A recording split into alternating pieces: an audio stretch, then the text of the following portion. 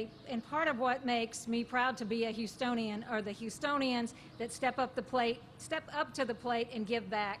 We had two great examples here today that I just want to tell you a little bit about. Yesterday, one of our season ticket holders reached out and said, hey, I've got a young man, it's a distillery here in town, and they're making hand sanitizers, and they want to bring a pallet load of hand sanitizers by. So University of Houston sophomore, he's somewhere around here, Juan Carlos Martinez de Dalcoa with Gulf Coast Distilleries. They brought a pallet, 576 bottles of hand sanitizer. They have produced over 100,000 gallons of hand sanitizers. Wow, amen.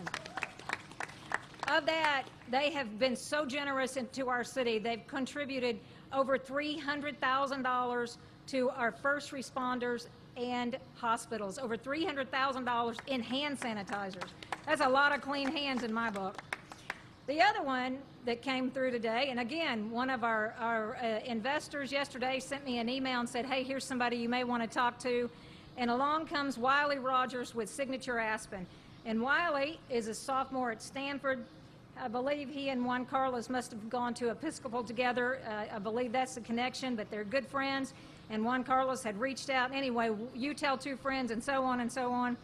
Well, Wiley at Signature Aspen, they have produced over 25,000 of these little jewels.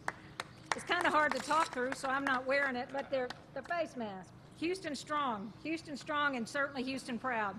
But they've produced over 25,000 of these. He came up from Kemah today to make a donation to our drive. They've donated 2,500 to the hospitals, the local hospitals. And so we're just so proud to have our fans, the Astros fans, so many of them have come out today to donate, to help on our efforts, but we couldn't do it without all the fabulous volunteers and the media. Your support is great in that pushing the word out. It's not too late, never too late to donate to Project Cure, and Cheniere is going to match that up to $50,000. So again, Houston strong and Houston proud. Thank you. Thanks, Twyla. Now let me bring up Wendy Craven, representing Cheniere. Wendy. Thank you. Today we found out, there are people on the front lines in Houston fighting this pandemic for us and in our surrounding areas. We can't let them be out there without proper PPE, and so that is why we are here today doing what we're doing. As they have mentioned, we are here to put down a public matching opportunity, dollar for dollar, to Project Cure. And as you see on the box truck behind me, it's projectcure.org. You go to the website, you choose the Cheniere Energy Match, and we will match dollar for dollar up to $50,000 this week. We are only halfway there. The last numbers we got were around 25,000 has come in so far. So no donation is too small. Please consider jumping in if you don't have PPE, but you'd like to help with this cause. Today is just one part of over $1 million commitment that Cheniere has made to fighting or responding to this COVID epidemic. So we are really proud to be here. Cheniere's hometown is Houston. Those on the front line who are testing us, treating us, feeding us are our hometown heroes. And we are really proud to be here and supporting them with this PPE drive. And we are looking forward to doing more in the future. Thank you. Thanks, Wendy. And we're gonna make that dollar for dollar, that $50,000 match.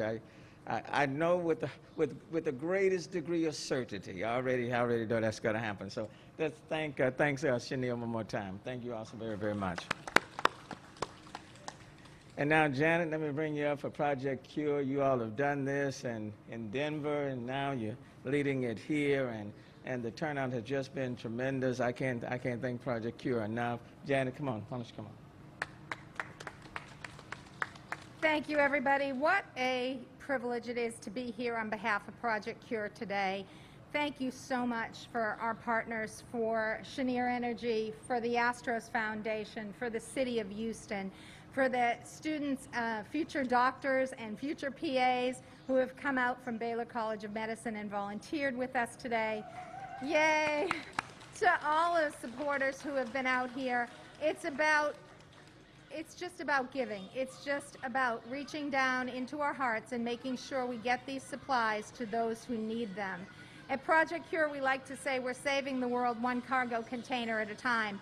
But right now, today, we've been saving the world one box at a time, and some of the most touching donations that have came out here today have been people with one box of gloves. A gentleman came up with one face protector, and you could tell it was well used and well loved. So to the Houston community who has come out here and been here and just stepped up, showing their appreciation for the first responders in Houston, thank you so much. Project Cure stands ready to continue to support the city of Houston, to support our other communities in Arizona, in Illinois, in Colorado, in Philadelphia, in Kansas City, Missouri, and in Nashville, Tennessee. We are here to fight with all of you to end this COVID crisis. Please continue to support us through this wonderful Cheniere grant and matching opportunity through your donations. Those of you who need us, please go to that website, projectcure.org. We want to be here for you. Thank you, Houston. Thank you, everybody who's been here today. Thanks, Janet, and people have just been so generous. Look, Anwar Javad is making a contribution, but Mohammed Sheikh has been working with us so very, very closely. Why don't you just come on? Instead of me repeating it, why don't you make it? Thank you, Mayor. On behalf of the Alliance for Disaster Relief, Pakistani Association in Houston, Karachi, Sister City, and all other organizations, we are grateful to be part of all the drive, all the efforts the city is making in COVID-19 relief efforts. On behalf of our chief patron, Mr. Syed Javed Anwar, I would like to announce $10,000 donation to the mayor, which organization he wants to donate.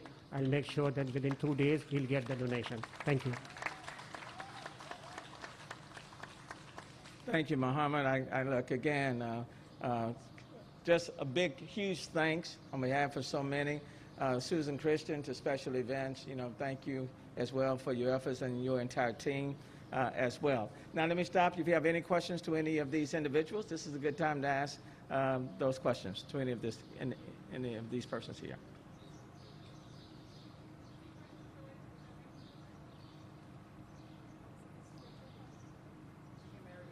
Hello. First question here, Mayor. What is your response of the decision that Judge Hidalgo? Oh, this is just for the drive for right now. This is part one. Okay. All right. Thank you all so very, very much. Thank you all. All right, we're now bringing us.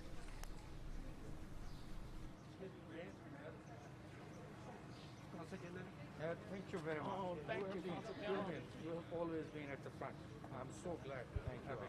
I made a point that giving us an update on the collection event out of Minute Maid Park. We're still expecting him to talk about all the other citywide efforts. I do want to acknowledge here. the Consul General of Pakistan. So thank you so very, very much for being here. Thank you so much. Give it up to the Consul General of Pakistan. So let's go back to the mayor now and get the daily update on the city's COVID response.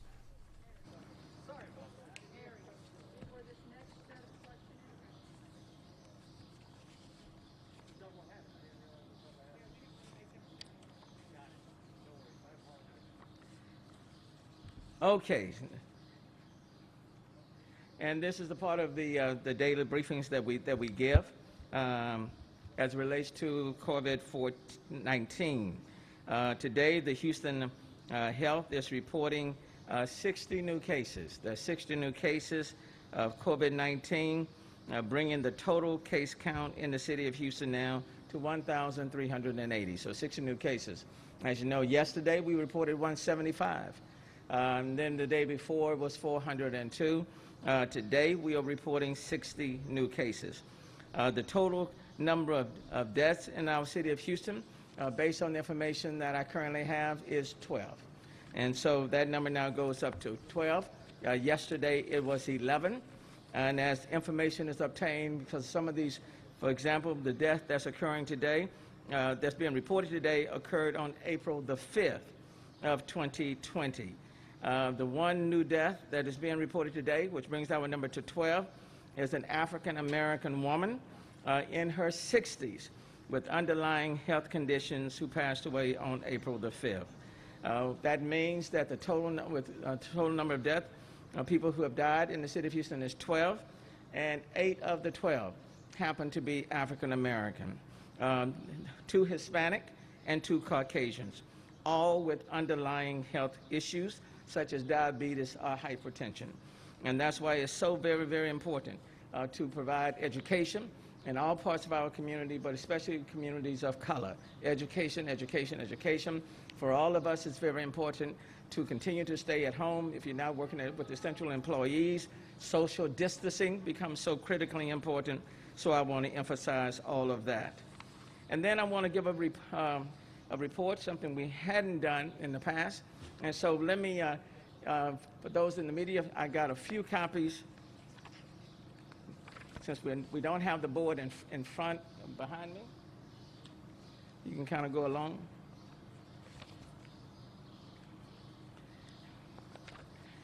And this is information that both the county judge and I have asked for from our health care, from our hospitals. For example, this is coming from the Texas Medical Center.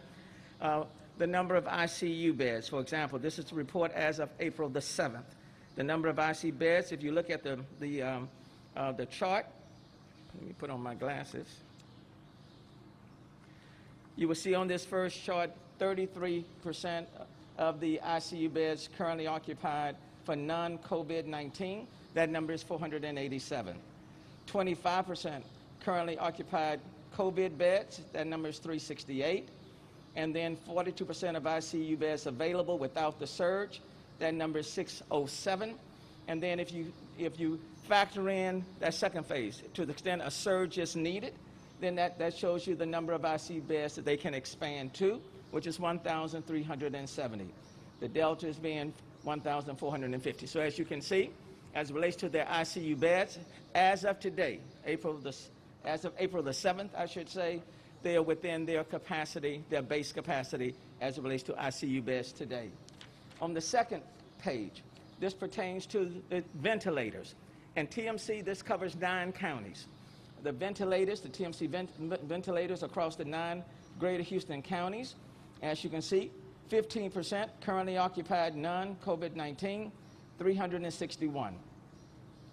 6% currently occupied COVID-19, that number is 136. 79% of the ventilators available without the surge, and you see that number being right at 1,855. And then if they have to have the surge, there's room to go up. So again, even as it relates to ventilators today, they're within their base capacity. Expected TMC system equipment, to give you some idea on the PPEs, with maximum social distancing. So if maximum social distancing, they are good, can handle N95, respiratory masks, surgical masks, eye protection gowns, gloves, and ventilators. That's on maximum social distancing. Right now, I would say we're about in that moderate phase. It's not the maximum, because the maximum literally means you're just shutting everything down. We're in that moderate phase. They can provide N95 respiratory masks, but if you see the notation, it's shortage, but they have a path to fill for N95 masks, just like what we are doing today, for example. The surgical face masks and moderate social distancing, they're fine. Eye protection, there's a shortage with the path to fill. Gowns, gloves, they're fine. That the ventilators, may require some support. That's on the moderate social distancing. And with minimum social distancing, you see there's a need for almost everything with the exception of gloves. So that's why it's very important for us to continue to engage in social distancing, the stay home, work safe order. And then with respect to the TMC current COVID-19 stats as it relates to their patients, the total number of people who have been hospitalized in the TMC hospital system, 9 counties, 1,086. The number that's currently hospitalized is 747. The number that's been discharged up to this point is 289, 50 deaths, and in that number, 12 are coming from the city of Houston that's being reported today. Just kind of wanted to provide you a little bit more granular information as we kind of go through it, instead of just giving you just the number of deaths and the number of new cases that are coming in, and hopefully that will provide some additional information for you. Now, at this time, let me stop and let me bring up first Chief Pena from the Fire Department. Thank you, Mayor. I'd like to first start by thanking Project Cure, Cheniere, and the Astros Foundation as well for the incredible work that they've done here to collect all these much-needed resources. I want to begin my report by giving you a quick update on our captain that's been hospitalized with COVID-19. He is doing well. He is still in ICU, but he's doing well, not intubated, which is a positive sign. They're monitoring his O2 sats, and we're hoping for a full recovery.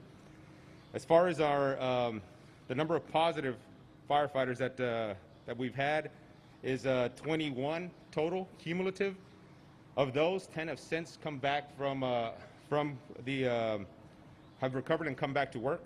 We've tested 78 total, and we're still waiting on 36 results. In quarantine, we have at the moment, and this is a positive sign. I'm hoping that this is a trend that continues, and we begin to level off the number of people in quarantine. But today we have 152. As you recall, yesterday we had 165, and the day before we had 220. So we're getting a significant number of firefighters returning back to work. We haven't seen the number being replaced by new ones having to be quarantined. That's as a result of the incredible work that these guys are doing, these guys and gals are doing in ensuring that they're wearing their protective equipment and being more cautious as they approach each scene. So we're hoping that these trends continue. As far as the enforcement on the stay-home order, in the last 24 hours, we've had 101 responses to complaints. We've managed to get voluntary compliance on each one of those, and that's a positive.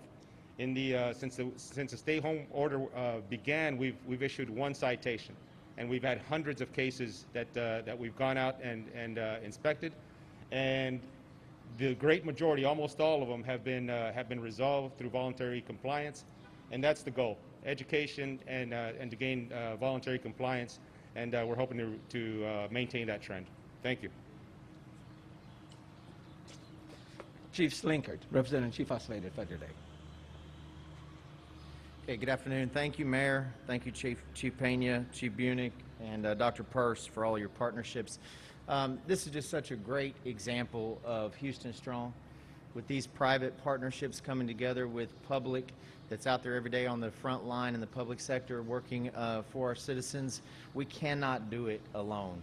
And this is just a great example of how strong and how great Houston is when we work together. So let me give you an update from the Houston Police Department. First, let me tell you that our workforce is still strong, and our workforce is still out there every single day working hard and answering calls for service throughout the city.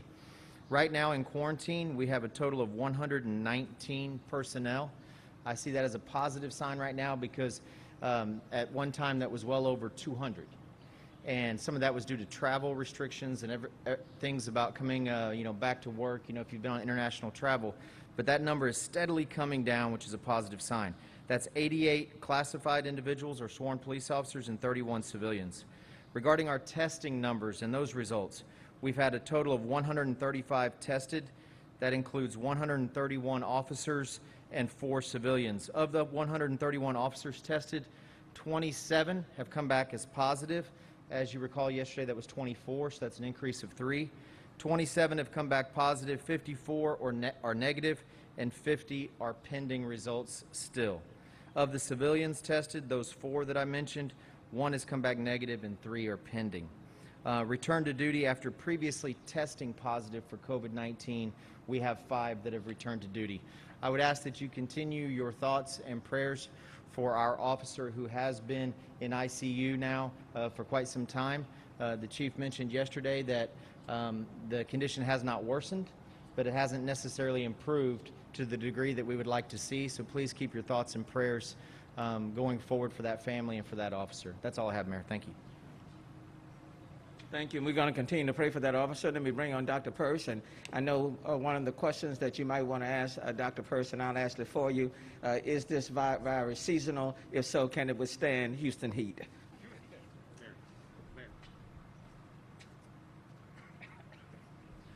So, Mayor, I don't know if it's seasonal or not. But if there's any place it's going to find out, it's going to be Houston. And let's hope that it is sensitive to the weather. The mayor reported our numbers today, and he also indicated and showed how Our numbers over the last 3 days of new cases has gone down. Both HPD and HFD have brought us some good news. That does not mean that the virus has left. What that means is that we are all as a community doing an increasingly better job of social distancing and keeping our families and our friends safe. One thing to keep in mind in public health, research has shown over the years that when you put an intervention into a community to try and slow down a virus, it takes about 2 weeks before you see the impact of it. And I think that's what we're seeing now, is the impact of everyone's hard work. Please don't misunderstand that to think that the virus has left town. It has not left town. And so we need to continue to be vigilant. Today, there's another death, another tragic death. And so that should be a stark reminder that we are still in this game, and we can expect to continue to be in it for some time. To that point, I want to remind folks again, I'm probably starting to sound like a bit of a broken record, but the mask that you wear, so many of us, I'm so glad to see that so many of us are wearing masks here today. That isn't to protect you, that's to protect the person next to you. Social distancing is a separate strategy. Keeping 6 feet at least from the folks next to you is a separate strategy. They work in concert with each other, and the same thing with testing. That is yet a third way that we are working to keep our community safe, but no one of them replaces the other, and that if we continue to do what we're doing, hopefully we'll continue to see our numbers improve, but that's not in spite of what we're doing, it is because of what we're doing. Thank you. Chief Bunig, Office of Emergency Management. Thank you, Mayor, for your leadership and your guidance during this crisis, and for also wearing the face mask in public, just to show everybody it's just another step, the many steps that you've implemented or put in place to keep everybody safe. Thank you, Project Cure, Cheniere, and the Astros Foundation for allowing us to accumulate some more personal protective equipment. This is stuff that's needed for our first responders, our police officers, our firefighters, our health department employees, and people that are on the front lines. The city is also going through the purchasing process. I'd like to thank our financial director, Tantra Emo, Jerry Adams, and their team for all the hard work they're doing 24/7. But it's really the donations like this that we received today and the donations that we received the last 3 weeks that are keeping our frontline first responders protected on a daily basis. Through donations today, we're also able to get this PPE out to some of the other essential workers for the city, including our solid waste, our public works, our Houston Emergency Center people. So I just want to thank everybody very much for their generosity. Thank you, Chief. We'll take any questions now. Hey, Mayor, good afternoon. Good afternoon, everyone. Hope everyone's nice and healthy under the circumstances. First question from the pool here is, what is your response, Mayor, of the decision that Judge Hidalgo will close the county parks? Certainly, she made the decision to close the county parks. The city of Houston, as I said the other day, our parks the city parks are remaining open. But I've indicated that if you go to a park and it's crowded, please go to another one. If you can't engage in social distancing, go to another. We have over 300 parks. Most of them are localized neighborhood parks. And so, but the park rangers have the instructions that if they go to a park and it's crowded, people are not engaging in social distancing, they have the prerogative on the spot to shut it down. Follow up on that is, you mentioned obviously that you have no desire to shut down the parks. You indicated that you're going to have the rangers providing that advice there. Are there any plans now to close any of the city parks? There are no plans right now to close the city parks, but again, I reserve the judgment to assess on a daily basis. We are encouraging people, number one, to engage in social distancing. That's a must. I've said to people that we're going to be very intentional this month and that don't want the parks crowded. So if you go to a park that you can't engage in social distancing, go to another one. If that one's where you can't engage in social distancing, go to another one. But the park rangers, the city park rangers, if they go to a park and people are not engaged in social distancing, they have the authority. I've given them the authority to shut the park down if necessary. There was a news conference earlier today with Governor Abbott, and I guess Vice President Pence also made some comments with regards to providing assistance towards the city of Houston and the area, citing that this is an area that they're starting to see a little bit of a surge. What is your comments to that, sir, your reaction? Well, they made the decision on yesterday to continue the federal health partners and the equipment through April the 30th for both of our testing sites in the city of Houston, so that's a plus. And so we look forward to working with all of our stakeholders, but they are not pulling out their federal health partners. They're not putting us on a 75-25 cost share with regards to our testing sites. And certainly what I would do, I would certainly ask for additional support in terms of PPEs to expand testing sites within the city of Houston. We need to really focus on communities and neighborhoods that have been underserved, under-resourced, where there are a lot of people who can't access, for example, the two testing sites right now. We need to get actually into the neighborhoods. And as you can see, with respect to the number of people who have died, the number being 12 that's being reported today, 8 of those 12 are African Americans with underlying health conditions. So we really need to get into many of these communities, communities of color, and do a lot more testing. The testing has not been nearly as robust as I would have liked it. If you need a wipe or anything, Mayor, because it's hot outside, I get it. I'm going to get this other question here in a moment.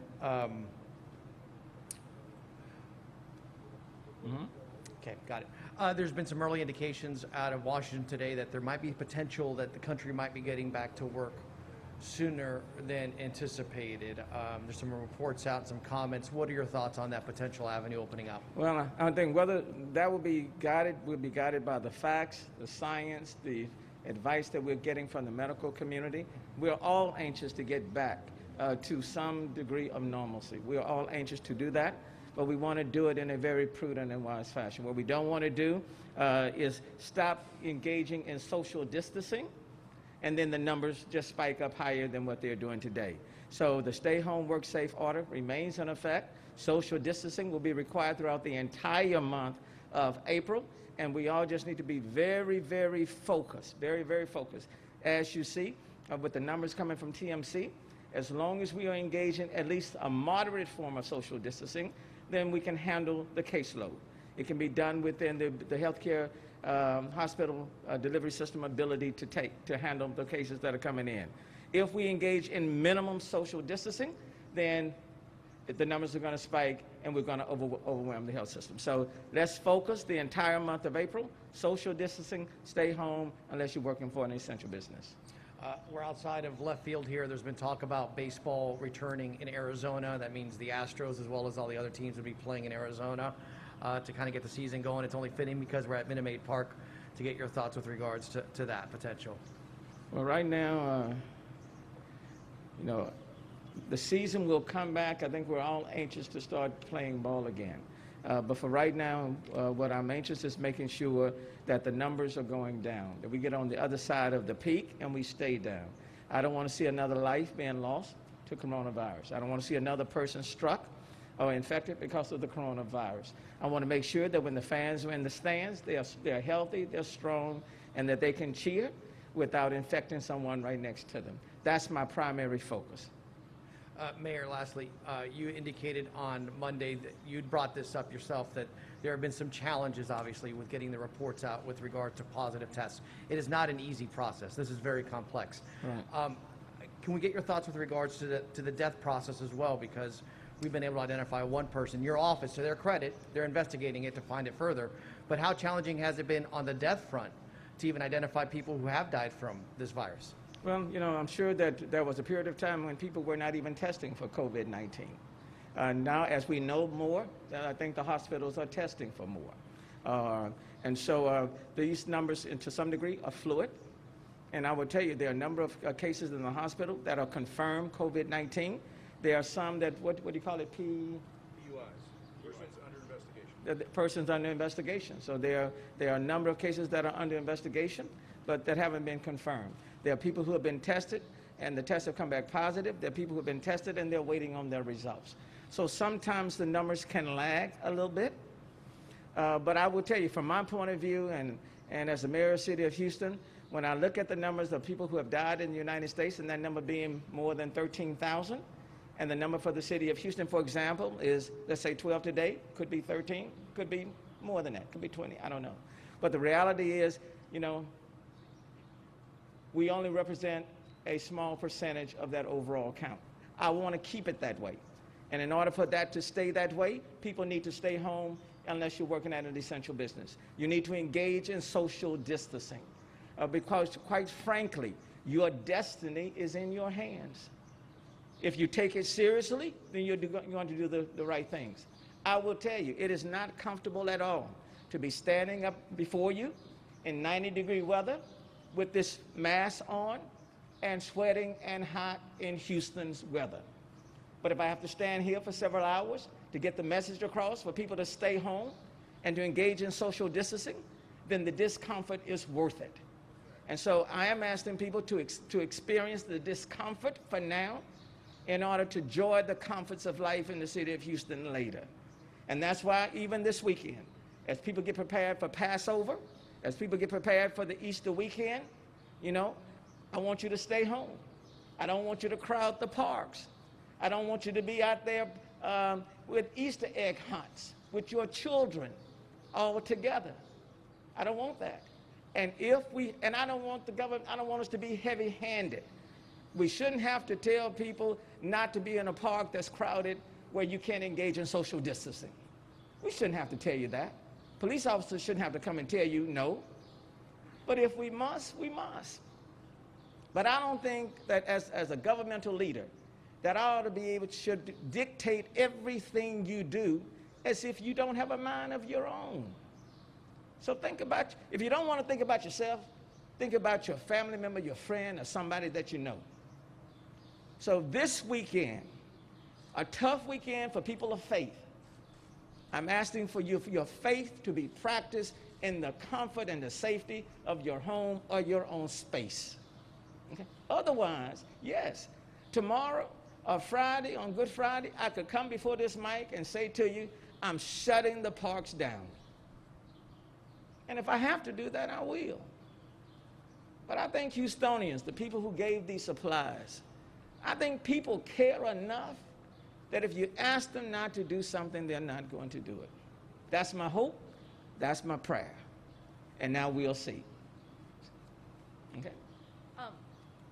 Mayor, on that note, the health department, maybe you or Dr. Purse can answer, the health department has said the racial breakdown of the city of Houston death. Have you guys talked to your partners in the county and surrounding counties about also providing the epidemiological data, because it's so important to sort of analyze and see? Because I think that has not been an easy data point to get from every health. And I can tell you the answer is yes. Both the county judge and I have talked about it extensively. We've talked about it with the Texas Medical Center and with others. We want to get this information as granular as possible. We are also, with the help of the medical center, the hospitals, Dr. Purse, Dr. Shaw, Steve Williams, the medical director, is that we're in the process of putting together a heat map that will also kind of pinpoint where in the city of Houston, for example, these persons live, so we can be more targeted and strategic in directing our strategies. But it is important, just like it's important to know the ethnic identity. Okay, that's important. Their gender affiliation, that's important. Age, all of those elements are critically important. So the answer is yes, and we're going to do our best to try to provide this information in more real time, so that everybody can kind of look at it and see that. Well, let me back up. There was a time when African Americans were saying that the coronavirus, African Americans couldn't get it. At the very beginning, I even heard it. African Americans can't get the coronavirus. That's something that we have within us that it won't hit us. And for a moment, I kind of believed it for a moment. I said, thank you, God. Then God said, hold up. Not the case. This is an equal opportunity virus. And it preys much so on vulnerable communities. And if you have pre-existing illnesses like hypertension or diabetes, it will come after you even so. So no one is immune. And it's important to provide this information and to deaggregate the information so people can see. And as of today in the city of Houston, yes, of the 12 cases that are being reported, 8 of the 12 are African Americans. And all 12 suffer from underlying medical conditions. You guys don't have information on the county, I assume? So we asked the county already, and they didn't have any. Not yet. Okay. But it's being put together. And then can you speak to the more granular information, the reluctance at this point, because the quadrant system currently doesn't really tell us anything. Say it one more time. The quadrants, they're doing cases like northwest, northeast. I mean, it's a big county. It doesn't really, and there's some pressure because other counties in San Antonio and Montgomery County are doing zip codes. So sort of kind of tell us what kind of granular level we can expect, because I think We're talking about zip codes. Okay, so you are considering releasing Yes. zip codes. Yes. Now that of course that our numbers are like 1,300, I think it's more instructive. If we provided that information at the very beginning, where it was only, let's say, a few hundred, it would have been kind of hard to read anything from it. And even now, let me just, even before we provide that information, let me put a cautionary note. It's based upon, for example, the people who have been tested, and so it may appear to be more cases maybe lining up in one geographical area. That doesn't necessarily mean that it's not everywhere, okay? But regardless of those caveats, it is information that we would like to provide heat maps so people can get a sense of where the cases are, and then it will help policymakers like myself and the county judge to target our specific strategies based on the information that we're seeing. And do you guys have any, and does maybe Dr. Purse can better answer, do you have any idea when any faster testing or more accessible testing will be here? Because I guess the federal testing, the structure is not going to change, right? You're going to have 500 capacity, that's not going to increase. You haven't had, like, they're not going to send you like 200 more tests today or anything? Let me back up and bring up Dr. Purse. It'll give me an opportunity to fix my mask and to be more presentable in the next segment. Thank you, Mayor. So in terms of testing, you're right in that the federally supported sites were basically going to be, for now it is our understanding that we will continue to function as we have been. We are trying to negotiate with them to see if there will be any variability in that. And that's not just a local issue, that's in all their sites across the nation. As this thing evolves, we need to evolve with our testing and surveillance as well. We are looking at other options to expand testing throughout the community, but those plans are sort of in their infancy. We're facing the same struggles we've had all along, getting PPE, getting laboratory testing. Hopefully we'll get laboratory testing with a rapid turnaround. And so there are a number of factors that come into that. But we are having those discussions. And I want to point out that the mayor is becoming quite the epidemiologist, as he points out that one of the things that biases our current information is that where the testing sites have been available, because people tend to go to places to be tested which are near their home, and if it's too far, they just don't go. And so whatever our maps that are going to come out, whatever they're going to show, they need to be taken with a grain of salt, and that they are heavily influenced by where the locations are of the testing sites. The other thing that I would add on to that is that they're also biased by the time in the evolution of this whole thing. So I've used the analogy before that when we look at the map, it's like looking at a single frame in the movie. And it will tell you what the facts were for that day when we did it, when we produced the map. But a week later, the map is going to look different. By definition, it will look different. And the biggest thing that we worry about when we put out maps like that is not where it shows the hot area, it's where it shows cold areas. And people misinterpret that to think that they don't have an issue there. And it's only a matter of time, generally, before that area will have an issue. And so we don't want people dropping their guard because the map suggests that they didn't have a big problem there. It may be because the time just hasn't come yet. And it may also be because people in that neighborhood just haven't gone and gotten tested yet. And so like any other piece of medical data, you need to put it in context. Is there any thought about maybe, I don't know, some sort of registry or something where there's a lot of private testing, but I think people are sort of like, well, who do I call? You know, is there some sort of list, like the private folks can just, I mean, or something where they can at least get a clue about other accessible options? Yeah, so we have the list of the testing centers that we know of. And I believe the mayor mentioned earlier about how some of the Walgreens and CVS's may start up testing soon. And as that occurs, we'll hopefully get those. We only know about the ones that we know about. So we can make that information available, sure. And let me say, some people have asked, okay, at what point, Mayor, when you all may open up, for example, the city and things of that nature. That's in part is going to be predicated on the testing. So we need the testing to become a lot more robust. I've asked Director Williams and Dr. Purse, for example, to be creative and innovative to find ways to extend our testing capabilities, especially in communities where people are having a difficult time because of access, inability to access them to get into the communities. So areas like, for example, Sunnyside. I know Senator Boris Miles has been pushing hard for additional testing sites in his area. Councilmember Robert Gallegos, Councilmember Carlos Cisneros have been pushing for testing sites in the East End. And so I've asked them to make those two areas priorities in getting it done. We are going to need, for example, the state's help in additional PPEs in order to get that done.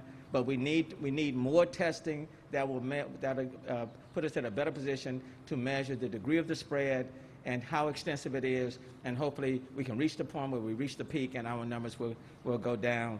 And once they start going down, we need to continue to engage in social distancing to keep the numbers down. Okay. Mayor, a question from Channel 11 that they just informed me of. They wanted to find out from you personally, do you plan to change your manner of behavior moving forward in terms of this weekend and celebrating Easter, practicing the social distancing? Do you plan to switch anything up with the way you interact with other people? Yes, I mean, this weekend would be one of the busiest weekends for me. For those of you who have been following me for 5 years since I've been mayor, you know on Good Friday, I am out all day. The Easter egg hunts at a number of different places, at several parks. On Friday is a full day for me. On Saturday, for example, would be my family fun day, the second Saturday in April, with about 15,000 people at an event that I have sponsored for the last 13 years. This is the first time in 13 years that's not going to take place, and that's in Acres Home, and it goes generally from 12 until 6 o'clock for 15,000 people. That has been postponed. On Sunday, since I can remember, I've been a member of my church for some 28 years. I would be at Brook Hollow, Church Without Walls, on Sunday morning for church with Pastor Ralph D. West. And then after that, my family would come to my house for dinner, and we haven't missed that in a number of years. All of those events are changing, not taking place. And there have been times when I've gone to Seta with Jewish friends and for their Passover events. And I will miss being with those families. So this weekend, this whole week has changed dramatically for me. However, it is what it is. And in order to keep people safe, and in order to demonstrate to other people that these are sacrifices that we're having to make, the whole week for me has totally changed. Okay? Anything else? Let me just say, if the weather gets over 70 degrees, you can't go to the park. That is a joke. Okay. But you can go if you can't social distance. Okay. Thank you all to all the volunteers. Thank you to Cheniere, to the Astro Foundation, to Project Cure. Thank all of you for the supplies. We very much appreciate it. Thank you very, very much.